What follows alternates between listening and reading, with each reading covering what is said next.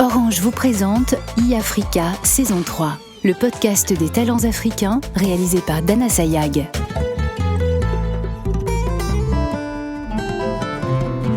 Le sport est à l'honneur cette année et dans cet épisode, vous allez découvrir la judoka camerounaise Audrey Etoua, la golfeuse marocaine Maha Adioui et l'équipe ivoirienne de tir à l'arc.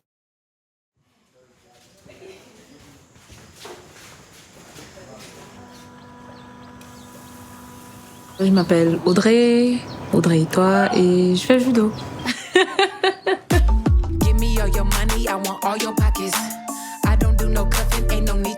Mon frère aîné, il faisait judo, donc par imitation, pour m'occuper un peu, parce que je dérangeais tout le monde à la maison. Petit, j'étais compétitif, que ce soit à l'école, même dans les jeux. Si on disait par exemple, on va faire une course, je faisais toujours l'effort de me démarquer. Yaoundé, Cameroun. Au début, je partais seulement pour jouer. Ce n'était pas véritablement du judo. C'était les jeux au départ. Ma toute première compétition, je pense que je devais avoir 8 ans par là. Comme on dit, tu n'as pas d'expérience, mais tu te jettes quand même à l'eau. La fille qui m'a battue ce jour, c'était mémorable. Parce qu'aujourd'hui, quand je la revois, maintenant c'est l'inverse. 2010 ou 2011, la date, je ne la maîtrise plus très exactement. C'est la première fois que l'on me convoquait à l'équipe nationale. Je me suis dit, tiens, si on me convoque à l'équipe nationale, c'est qui veut dire qu'il y a du potentiel. Je pense quand je vais au championnat du monde junior en 2017, j'ai perdu, mais comme on dit, on perd avec manière. Je suis sortie de cette compétition grandie. Le lendemain où je suis rentrée, j'ai repris les entraînements et la compétition africaine qu'on avait à la fin de cette même année, j'ai fait ma toute première médaille internationale. J'ai fait bronze. Sur 2 ans, c'est la 3e année que j'ai fait or. Et là, véritablement, je me suis dit que je peux faire quelque chose. Elle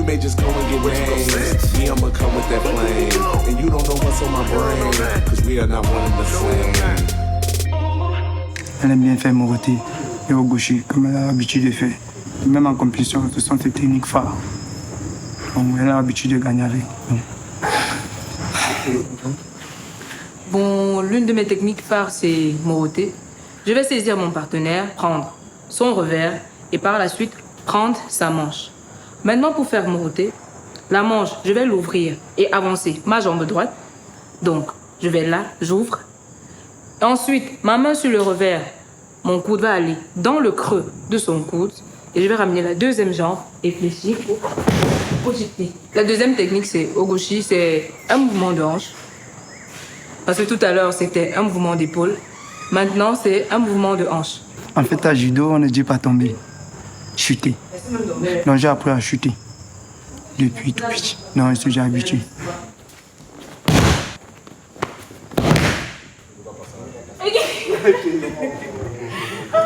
On a besoin de l'autre pour faire du judo.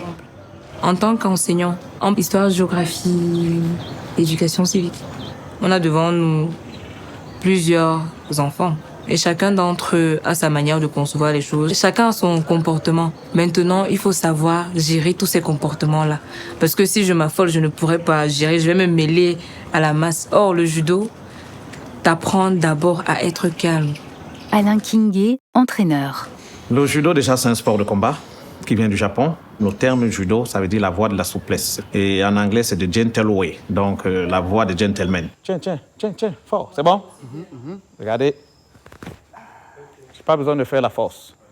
Au Japon, on parle souvent du roseau et du chêne. Vous savez, quand la neige tombe sur les branches du chêne, les branches résistent et puis elles se cassent. Alors que quand la neige tombe sur le roseau se plie et après la neige tombe, le roseau redevient debout. Donc c'est pour vous illustrer comme ça la philosophie du judo qui est la voie de la souplesse, pas seulement une souplesse de corps, mais c'est aussi une souplesse d'esprit. Donc il faut être ouvert, il faut être tolérant et il faut comprendre et s'entraider. C'est ça la philosophie du judo.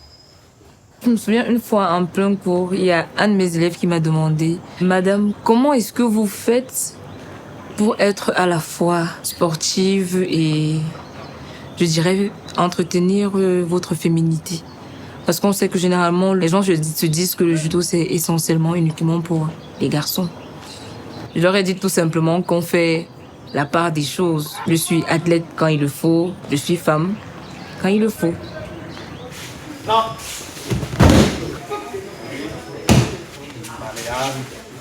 Non. Audrey, c'est un judoka qui veut apprendre. Elle est 45e dans la ranking list mondiale. Ça veut dire qu'elle a un bon classement. Sur le plan africain, elle est dans le top 3 africain. C'est elle qui a le statut de qualifiée pour le moment pour le Cameroun. Et nous voulons améliorer son statut parce que nous voulons qu'elle sorte du statut continental pour entrer dans le statut mondial. Et c'est un travail de très longue haleine. Nous allons nous débrouiller à faire en sorte qu'elle puisse passer de la 45e place à la 30e place. Ça lui permettra comme ça d'avoir un ticket pour la qualification directe et donner l'opportunité à un autre Camerounais d'y aller. Donc, je peux vous garantir que Audrey, c'est notre tête de pont. Et puis, il y a une intimidation qui est plus ou moins indirecte, c'est celle de la ranking list. Vous savez, la ranking list, le classement mondial, il est public. Donc, quand on vous fait le tirage au sort, c'est souvent la veille de la compétition, vous voyez contre qui vous allez faire votre premier combat, vous allez sur le net, vous regardez son ranking, vous regardez ses performances. Donc, c'est aussi une espèce d'intimidation. Quand tu entends le nom, c'est la panique à bord. Encore les Camerounais là?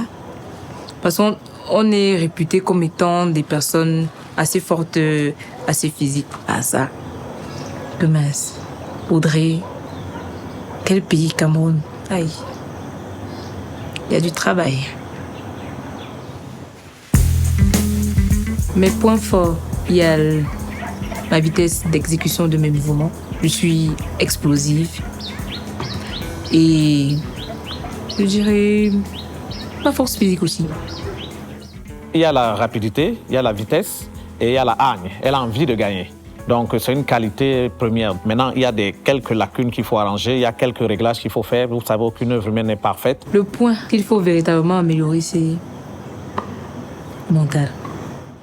Déjà, sur le plan psychologique, elle a un petit problème parce que quand elle tombe sur un adversaire où elle a l'impression que l'adversaire est plus performant sur le plan technique ou tactique ou physique, elle commence un peu psychologiquement à reculer. Et puis, elle n'est pas très confiante en elle. Quand elle voit que le combat commence à changer de phase au niveau du contrôle du combat, c'est-à-dire si elle perd un peu le contrôle du combat, elle commence un peu à perdre la main. Mais nous sommes en train de travailler dessus. Quand ça devient un peu difficile, je craque un peu. Mais je sais que je peux faire de belles choses.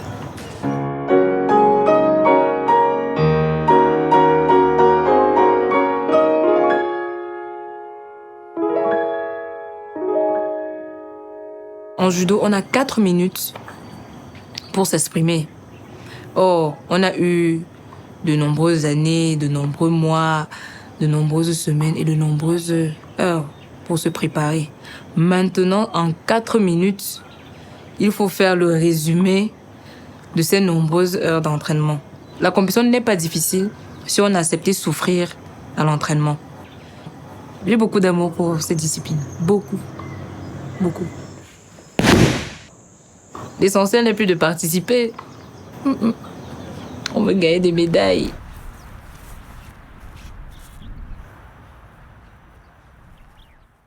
Agadir, Maroc.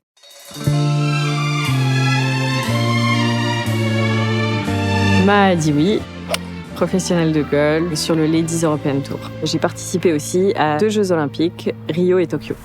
J'ai toujours eu un peu de mal avec les sports collectifs. Je me souviens même à l'école, j'aimais bien le foot, mais j'étais pas trop une joueuse d'équipe. J'ai beaucoup aimé le baseball aussi, mais encore une fois, moi j'aimais ça parce que j'adorais battre. Le golf faisait vraiment pas partie des sports que je connaissais déjà, je connaissais pas. Je me souviens, je regardais souvent les dessins animés, ou les émissions pour jeunes le dimanche, et souvent il passait du golf, justement. Et moi, ça me rendait furieuse. Je me souviens tout le temps de l'image de Tiger Woods qui passait à la télé, et je râlais.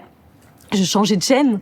Mes parents sont allés déjeuner au golf le dimanche. Il y avait l'école du golf, et on nous a proposé d'essayer. Et j'ai pas voulu. J'ai dit non, le golf ça me dit rien, c'est un sport de vieux, je veux pas essayer. Et c'est ma mère qui m'a obligée d'essayer. Elle m'a dit non, tu essayes. Et si tu aimes pas, à ce moment-là, tu joues pas. Bon, peut-être qu'ils voulaient juste se débarrasser de nous pour déjeuner tranquillement. Et j'ai beaucoup aimé dès les premières balles. En fait, ce que j'ai aimé, c'est que c'était frustrant de pas arriver à taper la balle et de voir que mes amis y arrivaient pas non plus. Et c'était vraiment ce challenge, ce côté compétitif de me dire je veux y arriver avant eux. Et il y avait une amie à l'époque qui s'appelait Camélia et je me souviens que la première balle qui est partie, c'était elle. Et j'étais furieuse. Je pensais pas à l'époque avoir vraiment cet esprit de compétition. Et je pense que c'est plus ça qui m'a plu dès le départ. C'est vraiment le fait de me dire, je veux faire mieux. J'ai commencé à y aller tous les jours. J'y allais le week-end, j'y allais en cachette. C'est comme ça que ça a vraiment commencé. C'est vraiment comme ça que j'ai accroché. C'est le fait de me dire, c'est tellement dur, c'est tellement complexe, c'est tellement frustrant que j'ai envie d'y arriver avant les autres.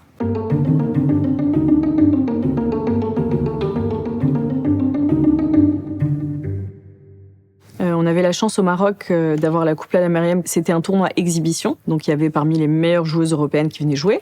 Et on m'avait invité à jouer en tant qu'amateur. Et à cette époque-là, j'ai joué avec, je me souviens, Marine Monet, qui était parmi le top 10 des joueuses européennes. Et elle a été vraiment très bienveillante envers moi. Elle m'a dit des choses, oui, tu devrais vraiment essayer, tu joues très très bien. Du coup, de l'entendre de quelqu'un qui ne me connaît pas, qui est dans le métier, et des gens qui n'ont pas besoin de me dire ça, qui n'ont pas besoin d'être gentils, qui rêvent pas aussi avec moi ou à travers moi. Du coup, je me suis dit, ah oui, donc oui, je pourrais en fait.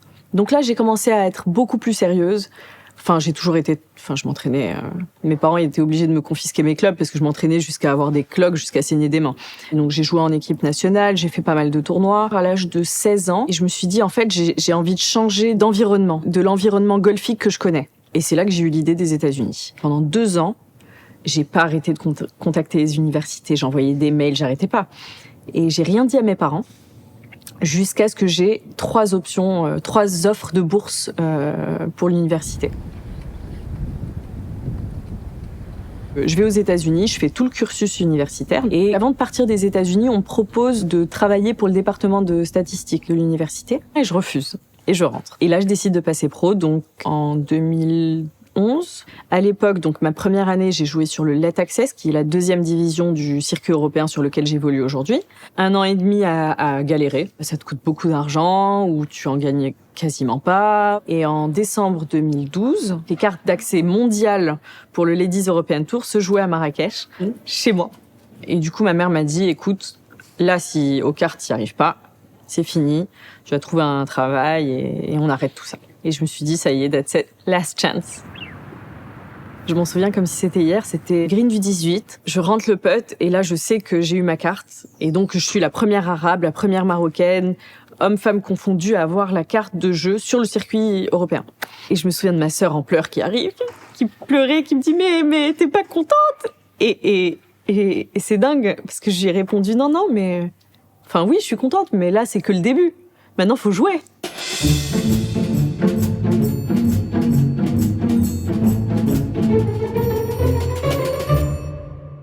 La difficulté du golf, c'est que ça dure 5 heures, minimum, pour jouer un 18 trous en tournoi. Et on rajoute 2 heures d'entraînement avant ou 1 heure et demie. Donc pendant à peu près 7 heures, il faut être dans sa bulle. Donc il faut vraiment trouver les bons moments et la bonne manière de faire le switch on and off. Et ça reste un sport qui est en mouvement mais statique. C'est nous qui créons le mouvement. C'est à nous de décider quand on y va, c'est à nous d'imposer un rythme. Le point de non-retour, c'est une fois que j'ai tapé un coup, qu'il soit bon ou mauvais, j'ai mon point de non-retour, donc je fais ça. Et ça veut dire qu'on oublie tout ce qui était avant. Je pars du principe que j'ai comme un sac à dos d'énergie. Et si j'en laisse un peu partout, j'en éparpille un peu partout pendant la partie, à ruminer des coups sur lesquels je n'ai plus de contrôle. Si je fais ça pendant 5 heures, je suis cuite. Donc c'est pour ça que je me donne par exemple 15-20 secondes pour discuter du coup, pour avoir quand même un feedback. Et ensuite, point de non-retour, on oublie, c'est derrière. On dit souvent au golf, le coup le plus important, c'est le prochain. C'est comme tous les sports aujourd'hui. On veut aller plus fort, plus vite, plus loin, taper plus long. La plus grosse erreur que j'ai faite, c'est de ne pas avoir fait plus de préparation physique plus tôt. Quand je suis allée au JO à Rio, que je voyais tout le monde aller à la salle de gym et je voyais tous les athlètes s'entraîner, et je me disais, mais qu'est-ce que je fais là ? Je me sentais pas à ma place. Et je me suis jurée, en partant de Rio, Tokyo, je ne ressentirai pas ce que je viens de ressentir. Dès que je suis arrivée à Tokyo, on est arrivé, il était, je pense, 13-14 heures. À 15 heures, j'étais à la salle de muscu et j'ai couru dans le village. J'ai envie d'arriver au JO et de me sentir à ma place et de sentir que je suis une athlète à part entière. Tu joues aux échecs, en fait, en jouant au golf. Il y a beaucoup de stratégies et de tactiques. Et j'adore les parcours qui se jouent comme ça. Tu joues aux échecs contre le parcours et contre toi-même. J'aimais bien aussi marcher le parcours à l'envers. L'architecte, quand il construit le parcours, il met des pièges visuels. C'est des pièges qu'on voit différemment ou qu'on ne voit pas quand on arrive de l'autre côté. Donc si je joue un trou en partant du green vers le départ. Je me rends compte que là, il y a beaucoup de place. Là, il y a énormément de place. Il y a un bunker qu'on voit, mais qui ne rentre pas en jeu, mais qui rajoute juste du stress visuel. J'adore faire ça, essayer de comprendre et de déjouer les pièges de l'architecte du parcours. Techniquement, on se vaut à peu près tous, on s'est tous tapé une balle, mais je dirais que le plus important, c'est le mental. Et avoir le moins de doutes possible. Ou du moins savoir gérer les doutes, parce que tout le monde a du doute, tout le monde a de la pression, mais c'est vraiment le volet mental qui est le plus important. Je pense que le meilleur exemple, ça reste le meilleur joueur de golf de tous les temps. Quand on voyait Tiger Woods qui survolait le circuit et qui était complètement intouchable, qui ensuite n'arrivait même plus à... qui est passé au-delà de la 1000e place mondiale dans les classements. Pour moi, c'est l'exemple parfait de ce que peut être le golf.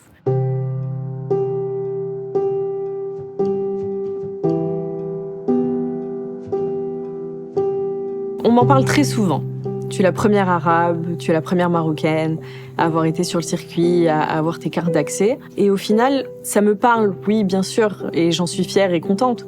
Mais ça me parle pas trop dans le sens où je peux pas contrôler ce qui était avant moi et je peux pas contrôler ce qui vient après moi. Quand j'ai voulu avoir mes cartes, c'était pour moi, c'était pour Maha, c'était pour se dire, voilà, je veux jouer et je veux évoluer et c'est le métier que je veux faire. J'ai de la chance de vivre de ma passion et ça, c'est quelque chose que je voulais vraiment montrer. Parce que je veux qu'une jeune fille qui a 7 ans, 8 ans, 10 ans, à Agadir, regarde ça en se disant, voilà, cette fille qui habite à 1 kilomètre de chez moi, eh ben, c'est son métier. Donc moi aussi, je peux le faire.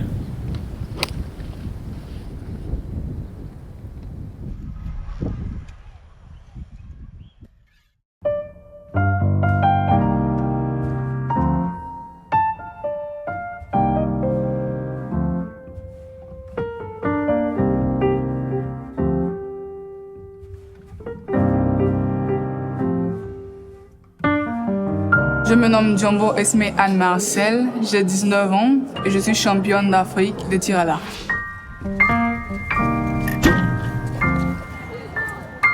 Mon professeur d'éducation au collège, aujourd'hui mon coach, c'est lui qui m'a demandé de faire le tir à l'arc. Il m'a dit une fois que c'était pour aller dans un autre pays, en Algérie. Donc quand j'ai entendu ça, j'ai voulu pratiquer en même temps. Donc je suis allée et bon, ça m'a plu après. J'ai décidé de rester, de faire le tir à l'arc. Le coach a dit que c'est le jaune qui était important. Et puis quand j'arrive à la maison, mon père me dit « vise le jaune, c'est le jaune qui est important ». Donc vraiment, j'avais vraiment envie de toucher le jaune pour lui dire que « papa, j'ai touché le jaune ». Monsieur et Madame Diombo, ses parents. Lui m'appelle Célo, elle m'appelle Jolie Madame. Vous l'appelez Jolie Madame? Jolie Madame. Enfin, c'est comme ça que nous m'appelons à la maison. Pour être une bonne archère, il faut s'entraîner dur parce que le tir à l'arc, c'est un sport injuste. Donc il faut s'entraîner dur, faire de la musculation, être tout le temps à l'entraînement, avoir des heures d'entraînement fixes, avoir une technique qu'on ne doit pas oublier et avoir un bon coach. Dans une communauté religieuse, on prie. Donc tout est confié à Dieu. Et je peux vouloir devenir professeur, mais c'est Dieu qui peut décider autre chose. Voilà, donc elle veut devenir professeure, mais bon, si c'est ce que Dieu veut, ça va arriver. Maintenant, si Dieu veut qu'elle devienne présidente de la République aussi, on fera.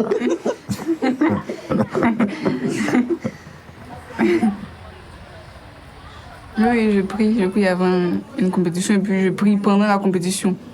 Donc, puisque je stresse beaucoup, donc je prie et je dis simplement que ça va aller, c'est Dieu qui est bon. Et je continue à tirer jusqu'à ce que la compétition finisse.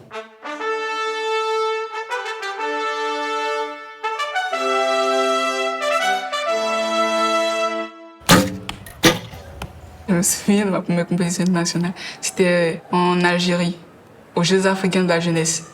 J'avais 15 ans. Là, j'ai pleuré pour la première fois à une compétition parce que j'étais là. Bon, il y a une Namibienne qui est venue, elle a pris 2 médailles en individuel et en équipe mixte.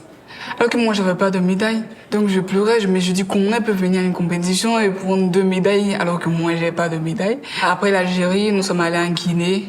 Et c'est là que j'ai pris 4 médailles d'or et 2 médailles d'argent. Là, mon coach me dit que je veux sortir à la télévision. Donc, c'est ça qui est intéressant. J'aime bien sortir à la télévision. Quand j'ai eu ma médaille, j'étais contente. Mais j'étais pas trop contente parce que c'est une compétition entre nous, Africains de l'Ouest. Donc, j'étais pas trop contente. Je voulais une médaille vraiment qui était très importante, comme les Jeux africains, le championnat d'Afrique, les Jeux olympiques, voilà. Mais j'étais quand même contente. Je suis arrivée à la maison. Mon père m'a vu, m'a félicité. Il dit, c'est bien, continue comme ça. Demain, peut-être que tu pourras acheter ma télévision. C'est une fierté. C'est une fierté. Et elle a fait que notre nom est dans la bouche de beaucoup de personnes, un peu partout. On parle, on dit de notre nom. Ce nom-là est arrivé jusqu'en France, en Afrique du Sud, et puis dans beaucoup de pays. Fatou Ngbane. En fait, c'était par curiosité, on m'a dit.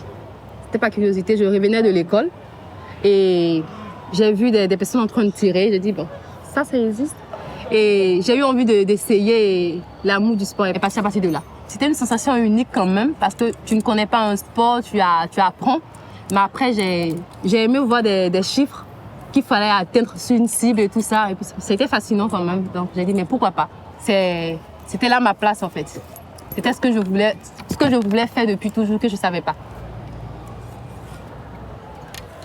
Le plus dur, c'est de rester concentré du début jusqu'à la fin. Parce qu'il faut vraiment une concentration au tir à l'arc, une stabilité, que ce soit au niveau mental et physique et tout ça. Parce que si tu n'es pas concentré sur le pas de tir, tu ne pourras pas tirer.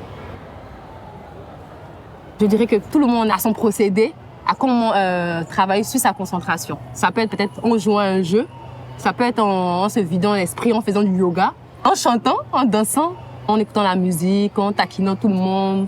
Voilà.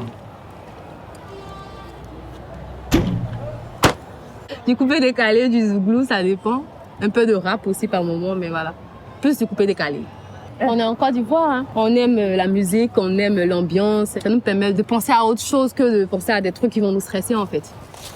Il faut avoir un temps pour toute chose, un temps pour ce qu'on fait en dehors du tir à l'arc et un temps vraiment précis pour le tir à l'arc. Et il faut vraiment le respecter, ce temps-là. Et parce que pour un athlète de haut niveau, il faut beaucoup d'entraînement, il faut beaucoup de flèches par semaine.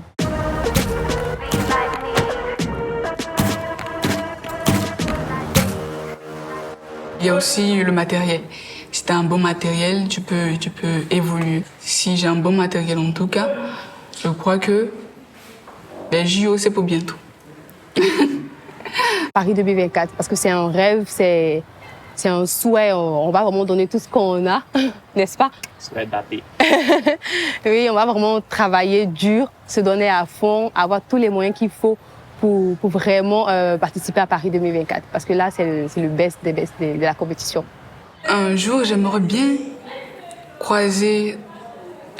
affronter un athlète de Corée. Parce que ce sont les meilleurs archers du monde aujourd'hui. Donc, j'aimerais bien affronter un athlète de Corée qu'on appelle Kibobe. Elle est meilleure là-bas et j'aimerais bien l'affronter un jour. Si je l'affronte, ça veut dire que je vais sortir à la télévision.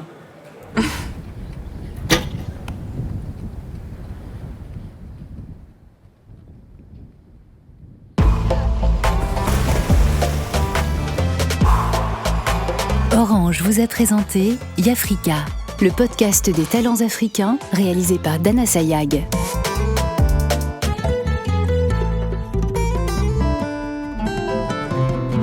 Dans le prochain épisode, retrouvez le parcours du rider BMX nigérian Tchirechukwu Undenkwere et du taekwondoïste ivoirien Tchek Cissé.